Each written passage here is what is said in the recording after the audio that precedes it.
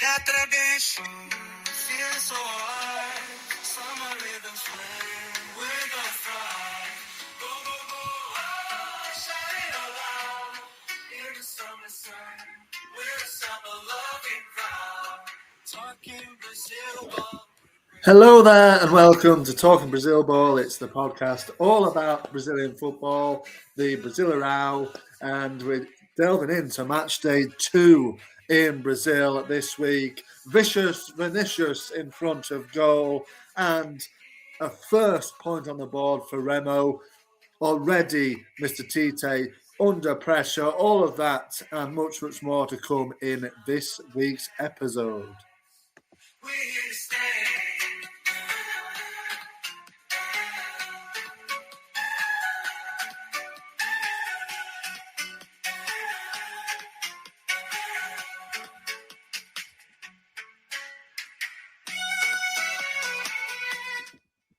Enough of that then. And hello there. And welcome to Talking Brazil Ball. I'm George, of course. James is still not joining us at the moment. So I am on my Todd again, as I have been for a few weeks now. And he will join in when he can this season, as I always say. So like I said at the top, much to ponder on in match day 2. As you know, Flamengo as well are still winless as we go into the third match day of the season. Like I said, Tite is under pressure at Cruzeiro. 2 defeats to begin the season with, leaves them low in 20th position, right at the bottom of the Brasileirão. So far, the season only 2 games old for many.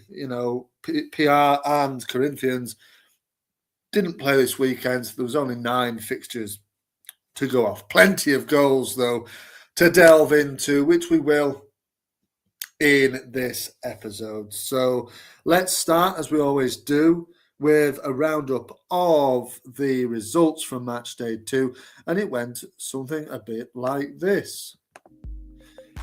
So we started on Wednesday, the 4th of February. Flamengo 1, Inter 1.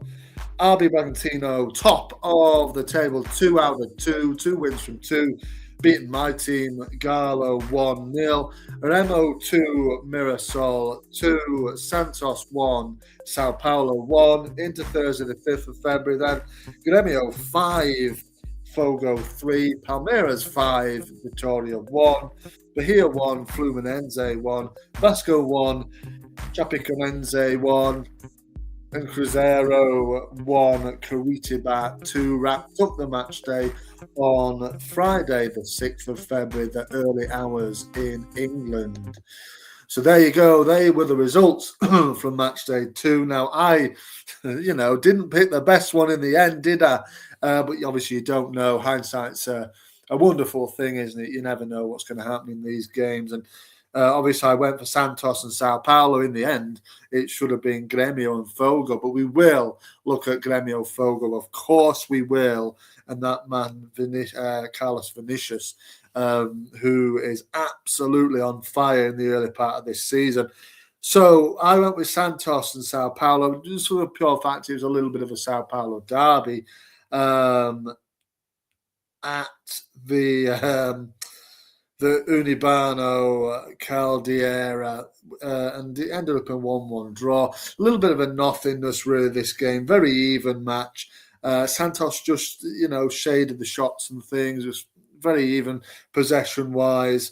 But yeah, just in all, I think bit of can wrap it up fairly quickly. It was a bit of a ball draw in the end. Obviously, it was two goals. Santos went in front through Rafael, and then Cagliari, who hasn't seemed to score a goal for a little while, Jonathan Cagliari, put the ball in the net for one apiece midway through the second half. It was a header, I think, and it wasn't a classic game. I think both teams really will come out of it and say, hey, it was a decent point for us in the end. I think the early season, it's about, it's seeing how many points you can accumulate, and and seeing where it'll take you. Obviously, Sao Paulo, they beat Flamengo, had a wonderful home win on opening day, on opening weekend.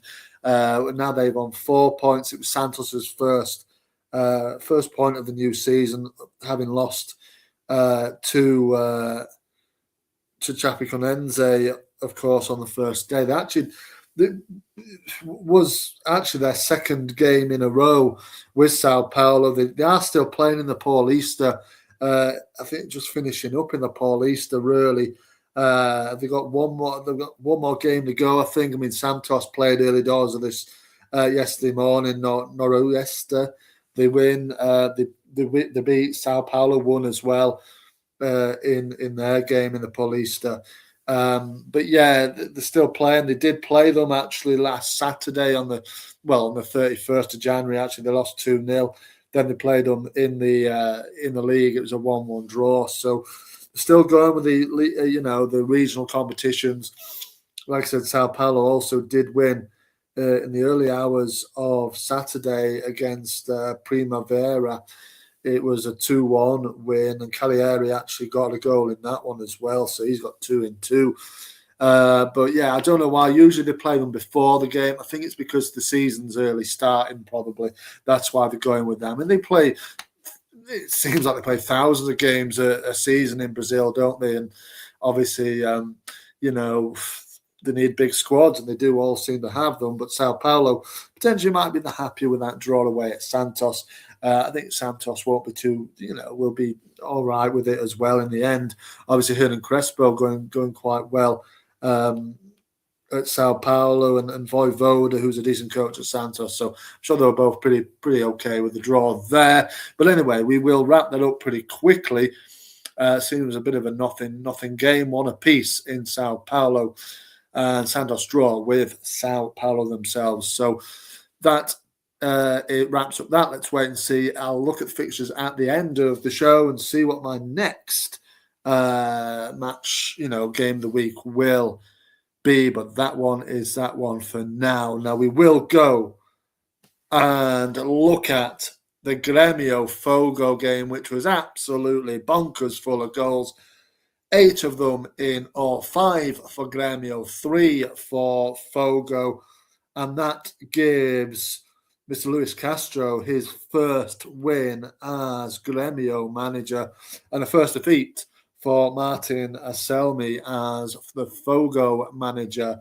So this one was just, full of goals, but we'll go into the player of the round who is in this game now.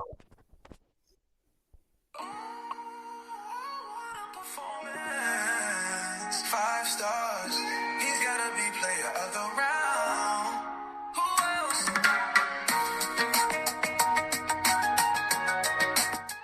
Yes, who else this week? Congratulations to Carlos Vinicuis, the former Fulham and Spurs striker. We mentioned him last week. He got 2. He did 1 better this week, and he got 3 goals in Fogo's big win against Fogo. Sorry, he got 1, didn't he? He's got 4 in all in the season so far. 4 off 2 games is fantastic. Ironically, Danilo as well got 2 games in this last week's, the first of the season. He got the player of the round last week. He got 2 goals again for Fogo, but it wasn't enough this time. Obviously, Fogo were big winners on opening day in the 4-0 win over Cruzeiro. But obviously, his 2 goals. One was deflected, heavily deflected, the last one actually. His 2 goals did not count for much this time, but to add to his tally for the season, both of these players on fire. Vinicuis, one of the penalty, the hat-trick goal was a penalty kick. The second one, was a nice header. The first was a lovely finish after, Arthur Cabral had put Fogo in front with a lovely finish himself. But let's talk about Vinicuis, Carlos Vinicuis, because obviously it didn't work out well in London for him, like we mentioned last week. It didn't work well. He first came to England in 2020, of course, with Spurs. Actually did okay, to be fair there. 10 goals from his 22 games. But he's initially on loan from Benfica. Then he went on loan again to PSV. And then he ended up back in the Premier League a year later in September of 2022 with Fulham. And again, didn't quite work out so much. 8 goals in his first stint in the first year and a half or so. He went on loan for the second half of the 24 of the 23-24 season to Galatasaray. And again, scored a couple of goals in 14 games. So, and then back to Fulham for a year where he barely played any games before going back to his native Brazil last summer. And he's really hit the ground running. 20 goals in 23 appearances in all competitions for Grêmio is absolutely fantastic. And 3 goals again on, I think it was Thursday, wasn't it? The first early game weeks have been played midweek, midweek to Friday. So that's why I'm kind of trying to do them on a Monday so far. But yeah, just to wrap it all up and then go again a couple of days later for match day, the next match day, not match day 3. But Vinicius Junior is absolutely, he's fabulous. And you can see why he was, sort of in the Premier League. The finishing ability, they were able to get himself in a nice position to finish the ball off. He finished that penalty really, really well as well. And, really good player. And yeah, he's taken the Serie A by storm, not only this time, obviously, but last season as well. Was, like I said, when he came in at the back end of the season, really, well, mid-season, I suppose it was.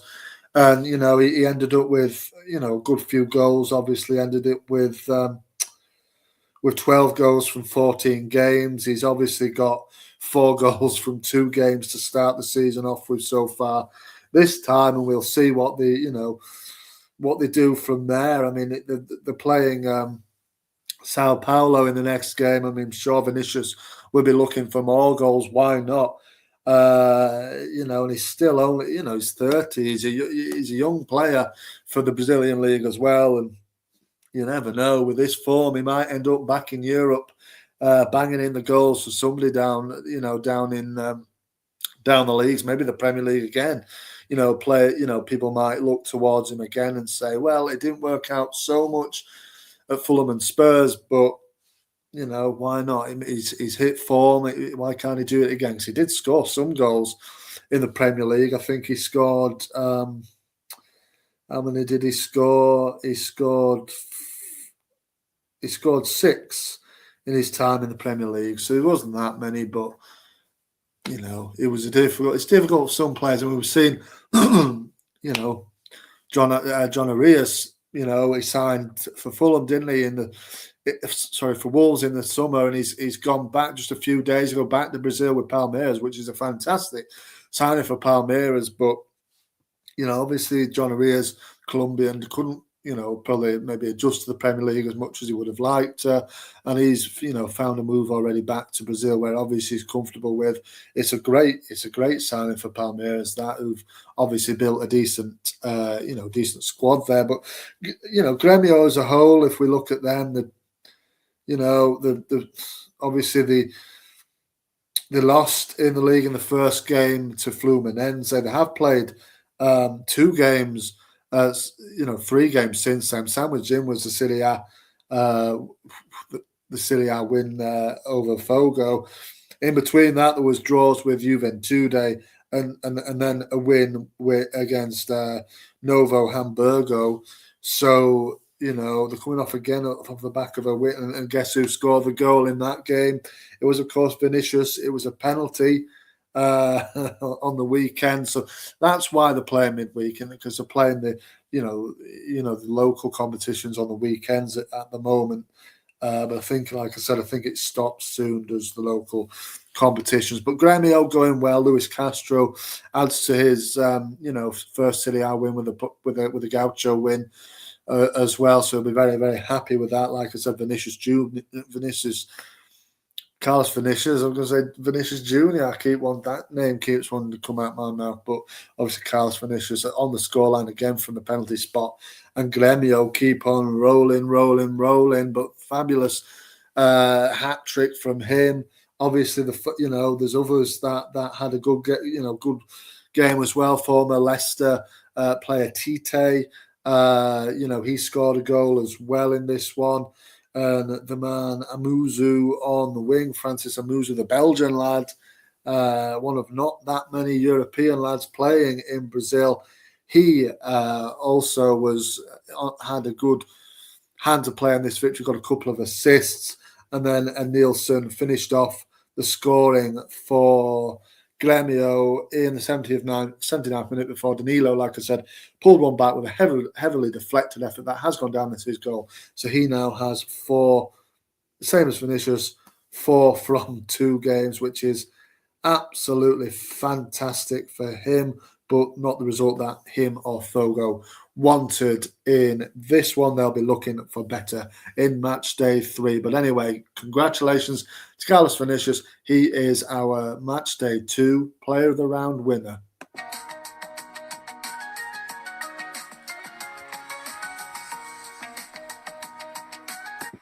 So yeah, player of the round given out, then we will then look at, turn our attentions to the Young Player of the Round award, and we will turn our attentions back to Sao Paulo and the boys in green, the Palm Trees, Palmeiras, who had a huge win on match day 2. They followed it up with a very welcome Paulista win over arch rivals Corinthians. Mr. Lopez got the late winner in that one over the weekend yesterday. I think it was played. And yeah, they needed a win after the draw with Garlo on opening weekend. Albufeira was coming under a little bit of pressure. They did lose as well to Serie B side Botafogo CP. So that didn't go down so well either. They are second in the Paulista. Norizo Zintino, who thrashed them not that long ago, are on top of them by a point, and they lost to Botafogo SP after they drew with Galo in the first game of Serie A. Then they thrashed Vittoria. They followed that up with a much, like I say, much welcomed, I'm sure, away win at Corinthians, which always goes down nicely. They've got Internacional away on Friday, early doors, or in England. So we'll wait and see how that one goes. But yeah, a 5-1 thrashing of Vittoria, and it will ease the pressure on Abel Ferreira. 5 different goal scorers as well. And from midway in the first half, Palmeiras were well in control of this. And the second Young Player of the Round award goes to Mr. Allen, the 21-year-old who scored the 4th goal in this thrashing of Vittoria.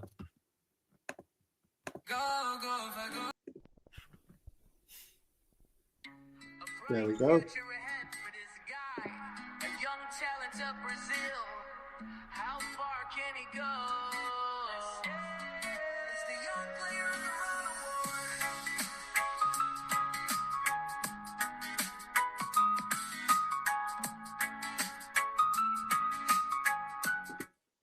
award. There we are, the Young Player of the Round award. It's Alan who played for Palmeiras. He scored the 4th goal in Palmeiras' big 5-1 win over Vittoria at the Allianz Parque on, I think it was Thursday morning, early doors Thursday morning. Like I said, 5 different scorers now. Alan, first goal, obviously, of the season. It's only 2 games old. And he's quite a veteran player at just 21 years of age for Palmeiras. Already played over 60 games for the place where he grew up. He came through Palmeiras Academy, and we do know in Brazil, particularly the bigger teams as well. Well, all the teams really. They do like to give, the young players a go, and he's been playing for them since he was about 19 in the first team. So Alan, it was a really good goal. This as well, cut in on the right hand side, and just bent the ball from well far out. It was nestling in the bottom corner all day long. As soon as it left his boot, it was going in the net, and it was a wonderful goal. For him to and then they scored another one. Sosa scored another one. I mean, and Palmeiras had a massive win. I mean, former Fulham player again shining again, Andres Pereira, and obviously Man United as well. Had a really, really good, and strong part to play in this game as well. 3 assists for him, although assists don't really tell the whole story, do they really? I could pass the ball to you in my own half and you go and do, the rest of it, and I'll still get the assist for the goal, even though I just passed it 2 yards to you. So, assists are a little bit of a false thing, aren't they? Sometimes, obviously, you get a really nice assist and a proper assist, if you like. But I don't. Pereira obviously got 3 of them, and Palmeiras absolutely thrashed Vitória, and I thought they would in this game. A little bit of a bite about Palmeiras this time. I think they're wanting to make up for those 2 years of not winning, and they'll be chomping at the bit. Always coming in second in those coming in second in both of those seasons, didn't they? So, yeah, they'll be chomping at the bit to get on the board. Abel Ferreira wins. He's a serial winner in Brazil, obviously, and again, it would have hurt him to not win for the last couple of years. It'll be disappointing to him to see how they're not winning in the Paulista as well, and that big win, although that big win followed up with the big Derby Day win over Corinthians, will have eased the pressure on him somewhat, I'm sure. But congratulations to Alan, who is this week's Young Player of the Round winner.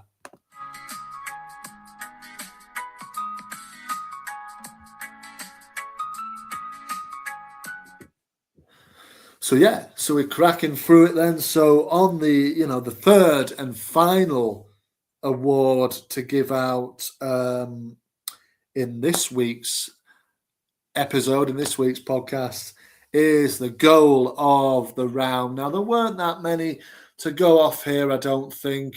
There were 1 or 2 in contention potentially for the Young Player of the Round award. The lad from Red Bull Bragantino, Gustavinho, got the winner against Gallo. I was going to pick him originally, then I thought, actually, that would go. I mean, it was a nice finish from Gustavinho, but Alan, with them having that big win, I thought, wow, it was a nice little goal, that, and a massive win for Palmeiras, and thought maybe we speak on them and Abel Ferreira, just the pressure being lifted off him a little bit, and went for them in the end. Went for Alan in the end. There was also La Viga who got the opener in the equaliser in Curitiba's win over Cruzeiro as well. So he was in the running as well. 21-year-old was in the running for the Young Player of the Round award as well. But obviously, like I said, I went for Alan in the end. In the running for the goal of the round award, like I said, there weren't that many contenders really, one of which was in the Cruzeiro game as well. Mateus Pereira opened the score. It was a lovely effort, this, cut in from the from the right hand side and put the ball in the top corner in the left. It was a lovely finish. It's what he does when it's what he can be. Definitely, he's got that in his locker. Like I said, the Red Bull Bragantino goal, Gustavinho, was a nice finish as well. There was a few nice goals in the Grêmio game, particularly Danilo's nice little finish for his first goal. But ultimately, the winner of the goal of the round award was wearing Remo colours, and it's a first couple of goals for them of the season, a first point in Serie A, a magnificent story. Remo coming all the way up from Serie see very, very, very quickly, similar to Mirasol, the opponents on match day 2, similar kind of story to them. It ended 2 apiece, and the man who got the second goal for Remo in this game, he wins the Goal of the Round award, Mr. Alf Magner. Go, go, go.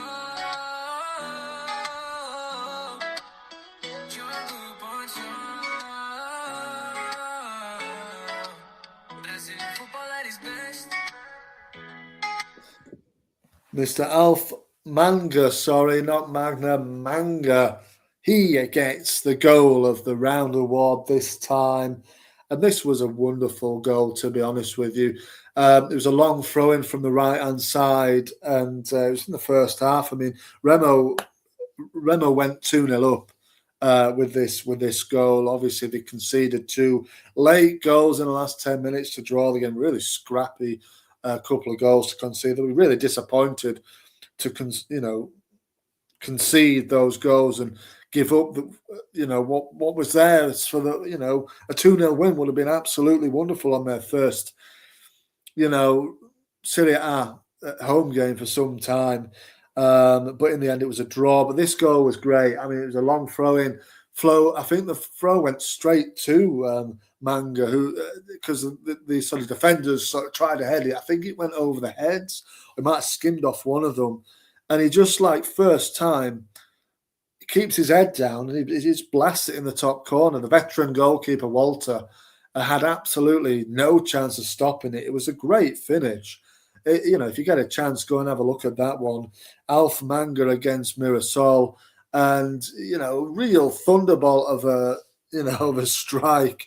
And Manga himself, he's played in Serie A before.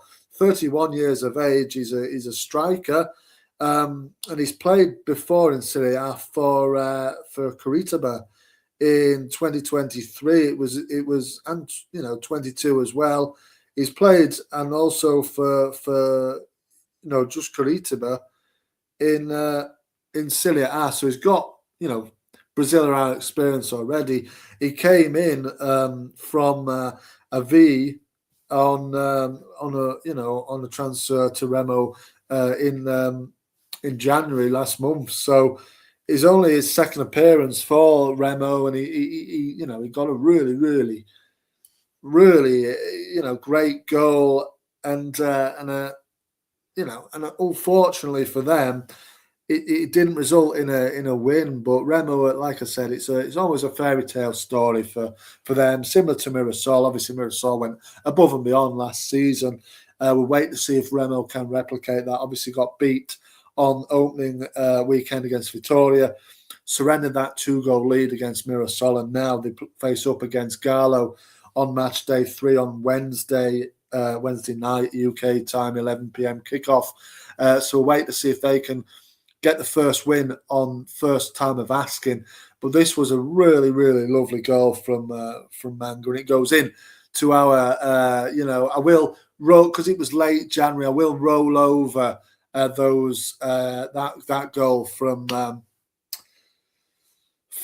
Chapecoense lad who got it last week. I will roll that one over to the February Goal of the Month award. So Manga puts his entry in there, and we'll wait to see who wins this. Like I said, I'm going to keep more of a handle on this time and try and do it every single week, so that we get a true reflection of the player of the Goal of the Month award at the end of the month.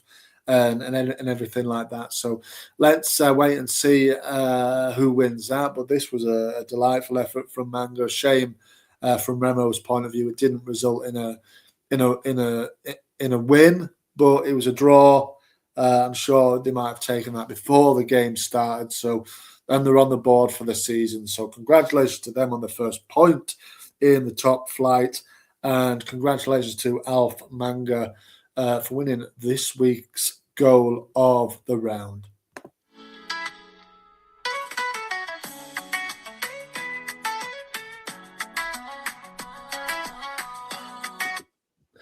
So then, that brings us delightfully to the end of this week's podcast. Thank you very much for making it to the end. If you did, thank you for joining me today. We'll look ahead to match day 3, so not done yet. We will look at the fixtures. I will pick my game of the week. But thank you in advance for joining me. Remember to like the video if you want to. Subscribe to the channel. We talk about everything Brazilian football, looking down the Brasileirão every single week from now to the end of the season. Join in the fun, join in the discussion in the comments there below on YouTube. And it would be great to hear from you. Who are you supporting? Who do you fancy for winning the Brasileirão in 2026? Who's relegated this? Who's getting relegated this season in your mind? I'd love to hear your thoughts and feelings on this season's Brasileirão. But without further ado, I will run down the fixtures for match day 3, which starts on Wednesday, the 11th of February. Here we go. So it starts with Vitória against Flamengo. Then Chapecoense face Curitiba. 2 newly promoted sides go up against one another for the first time this season. Mirassol host Cruzeiro. Galo host Remo. Into Thursday, midnight, midnight kickoff here in England. Sao Paulo host Grêmio. Vasco host Bahia. Then 10 p.m. on the same evening, Atletico PR had obviously a bit of time off the Serie A. This time round, they're back in action, league action with a game against Santos. Fluminense host Fogo, Corinthians host RB Bragantino, and Inter, they host Palmeiras to wrap up match day 3. So looking at that, fixture list there, then again, they're all a little bit pedestrian in terms of maybe rivalries and such.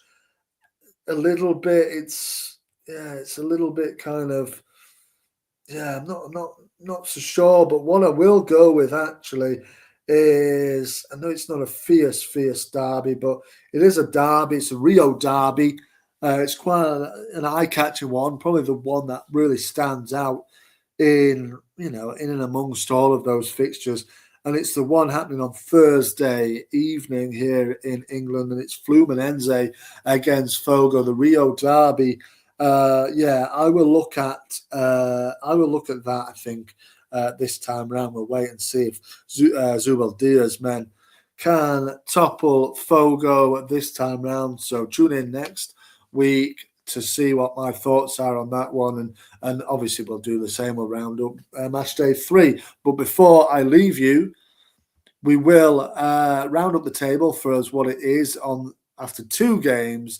Not much to go off, but we'll do it anyways. We like to, shoe book the episode. So the early table reads like this. RB Bragantino are top of the pile on 6 points in first place. In second place is Palmeiras on 4. Third is Chapecoense on 4. Fourth, Mirassol on 4. Fifth, Fluminense on 4. Sixth, Bahia on 4. Seventh, Sao Paulo on 4. Eighth, Fogo on 3. Ninth, Grêmio on 3. Atletico PR 10th on 3. 11th is Curitiba on 3. Vitória 12th on 3.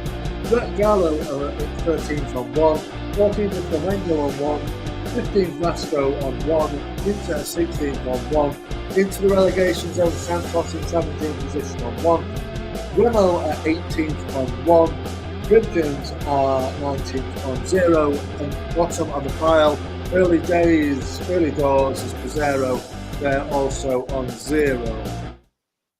So they're the only team without any points, having played 2 games. Of course, Corinthians have only played the 1 so far. Their match day 2 match is next Wednesday, the 18th, against Atletico PR, who are sitting mid-table. Obviously, they won their opening game against Inter. So they're doing a little bit better, 2 points better off. But that is everything for this week. So thank you, like I said, for joining me. Remember to like the video, subscribe to the channel if you want to. And we'll be here again next week. Rounding up everything Brasileirão, everything Serie A. Until then, Enjoy the week. So And summer in the adieu. swing, we're gonna thrive. Go, go, go, oh, shout it out loud. In the summer sun, we're a summer loving crowd. Talking Brazil ball, we're breaking it down. Bringing the passion from every town.